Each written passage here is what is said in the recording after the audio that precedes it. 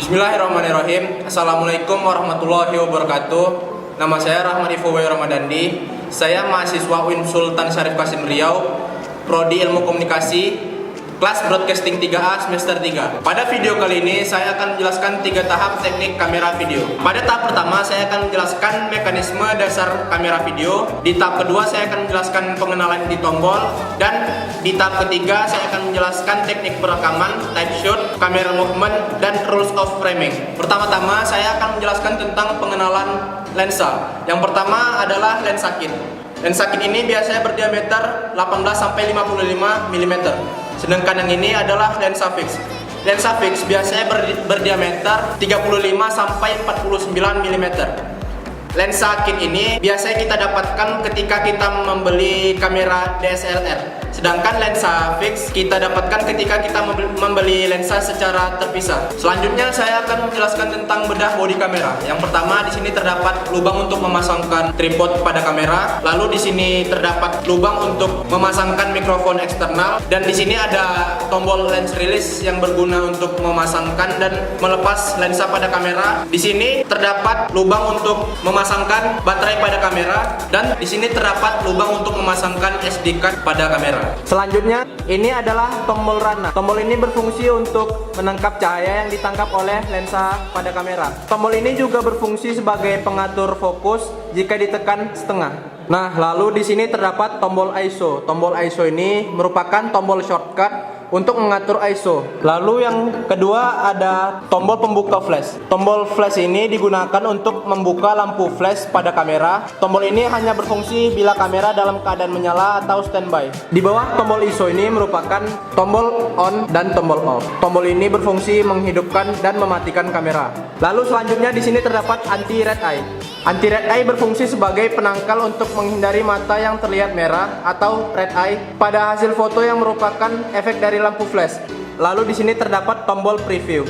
Tombol preview ini gunanya untuk melihat hasil foto kita pada layar LCD kamera. Lalu di sini terdapat tombol navigasi. Tombol navigasi ini berfungsi untuk membantu kita mengendalikan program dalam kamera, termasuk menggeser pilihan pada menu di kamera. Tidak semua kamera memiliki bentuk tombol navigasi yang sama. Ada yang berupa scroll, analog, dan tombol 4 arah. Pada Canon EOS 600D atau sekelasnya, tombol ini memiliki multifungsi atau 2 peran, yaitu sebagai tombol navigasi untuk menggeser pilihan ke kiri, ke kanan, atas, bawah, dan juga sebagai tombol shortcut untuk mengatur white balance, jenis fokus, picture style, dan drive mode. Dan di bawah tombol navigasi ini merupakan tombol delete. Tombol delete ini berfungsi untuk menghapus foto dan data lainnya di dalam kamera. Lalu yang selanjutnya adalah viewfinder. Viewfinder ini adalah jendela bidik yang kita gunakan untuk melihat objek saat memotret. Pada viewfinder ini kita bisa melihat titik fokus dan informasi lainnya seperti light meter, nilai shutter speed, aperture, ISO, dan metering. Pada bagian viewfinder ini terdapat karet seperti bantalan yang disebut eyepieces. Fungsinya untuk menahan cahaya yang masuk ke viewfinder agar objek terlihat benar-benar real. Di samping viewfinder ini adalah tombol menu dan tombol info. Tombol menu ini mengarahkan kita menuju menu pengaturan utama kamera, sedangkan tombol info untuk mengetahui informasi data termasuk informasi foto-foto kita. Nah, tombol yang berada di sebelah kanan viewfinder ini merupakan tombol display.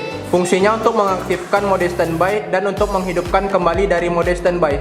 Ketika dalam mode standby, kamera masih tetap dalam keadaan menyala, hanya saja sedang diistirahatkan dan bukan dalam keadaan off. Nah, yang terletak di tengah dan berbentuk persegi panjang ini merupakan layar LCD kamera. Layar LCD ini memiliki multifungsi, yaitu pertama untuk menampilkan keterangan settingan seperti mode exposure, shutter speed, aperture, ISO, dan lain-lain. Kemudian untuk melihat hasil foto kita, dan terakhir sebagai layar bidik besar untuk melihat objek yang akan difoto secara live yang disebut live view. Baik, selanjutnya saya akan menjelaskan mode dial yang ada pada kamera. Yang pertama adalah mode P atau otomatis. Kamera secara otomatis akan menentukan sendiri seperti shutter speed, aperture, white balance, berdasarkan kondisi cahaya, dan internal flash juga akan aktif secara otomatis apabila objek kekurangan cuaca. Yang kedua adalah mode TV atau shutter speed. Secara manual, kita akan menentukan nilai shutter speed dan kamera akan menentukan aperture terbaik secara otomatis,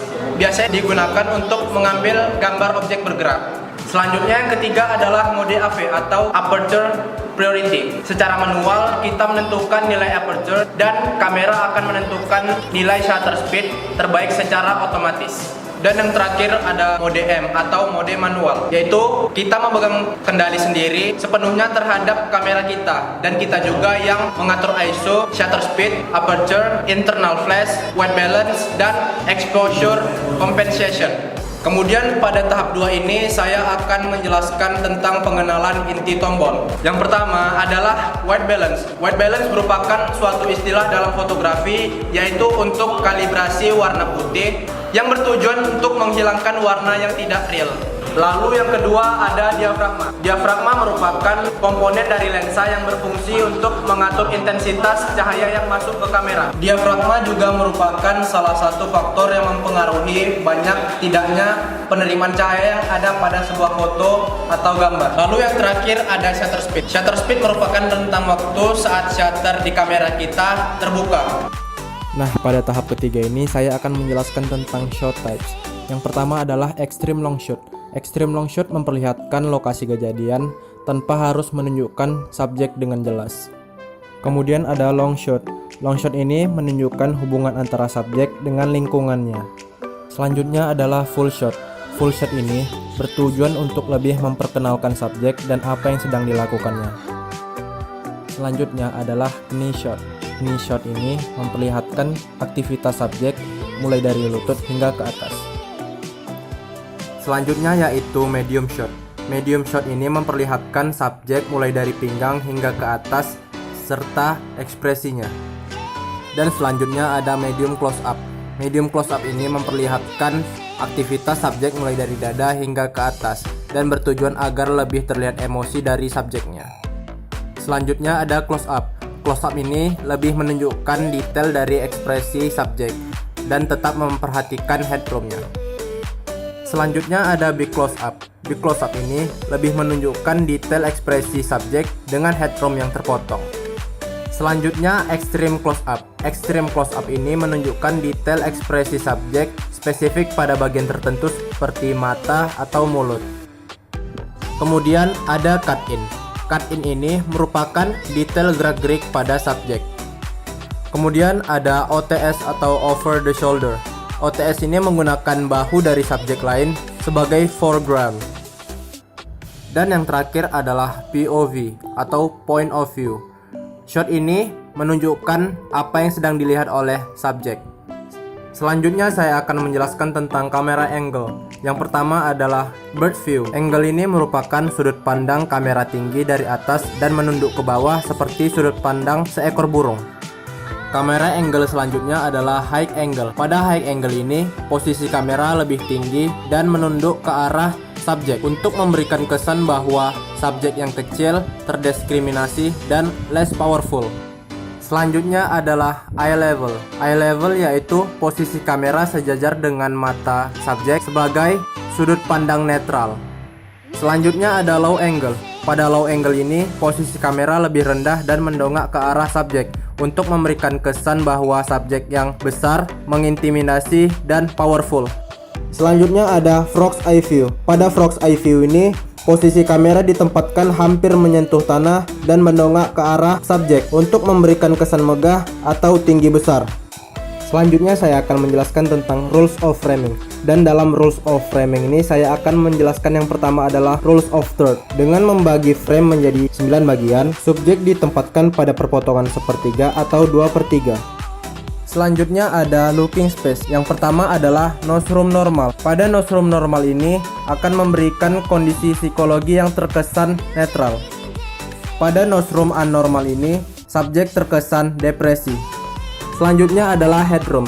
Terlalu banyak headroom maka akan menyebabkan subjek tenggelam dalam frame. Headroom yang terlalu sedikit juga akan memberikan ruang yang terlalu sempit. Maka dari itu, berilah headroom yang sewajarnya. Kemudian ada leading room. Leading room ini merupakan ruang kosong antara mata subjek dengan tepi pada frame yang berseberangan. Biasanya frame ini digunakan untuk menentukan frame selanjutnya menggunakan ruang kosong pada frame. Baik, yang terakhir saya akan menjelaskan tentang kamera movement. Kamera movement yang pertama adalah pan atau panning, yaitu teknik menggerakkan kamera secara mendatar atau horizontal dari kanan ke kiri atau sebaliknya. Selanjutnya ada tilt atau tilting, yaitu teknik menggerakkan kamera secara mendongak dari bawah ke atas atau vertikal atau sebaliknya. Kemudian ada dolly, yaitu teknik menggerakkan kamera di atas tripod atau dolly mendekati atau menjauhi subjek. Selanjutnya ada crab, yaitu gerakan kamera secara lateral atau menyamping berjalan sejajar dengan subjek yang sedang berjalan. Kemudian ada follow, yaitu pengambilan gambar yang dilakukan dengan cara mengikuti objek dalam bergerak searah. Dan kamera movement yang terakhir adalah arc, yaitu gerakan kamera memutar atau mengitari objek dari kiri ke kanan atau sebaliknya. Lalu kamera movement yang selanjutnya adalah zoom, yaitu teknik gerakan lensa zoom yang mendekati atau menjauhi objek secara optik. Dalam zooming ini, yang bergerak bukannya kamera, tetapi lensa kamera yang bergerak maju atau mundur. Baik, sekian penjelasan teknik kamera video dari saya. Apabila ada kesalahan mohon dimaafkan. Wabillahi taufiq wal hidayah. Assalamualaikum warahmatullahi wabarakatuh.